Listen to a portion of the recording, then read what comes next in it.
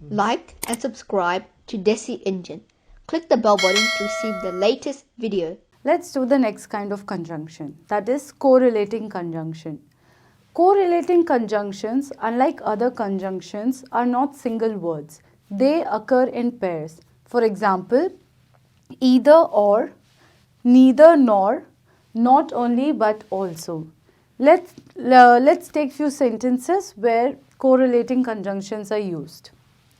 You can have either this one or that one. Here the conjunction either and or come together. They cannot occur separately. Let's take another example. I like the rainbow. Not only it is colorful, but also it curves. Here our correlating conjunction is not only and but also. They cannot occur separately, they can only occur in pairs. So that's correlating conjunction.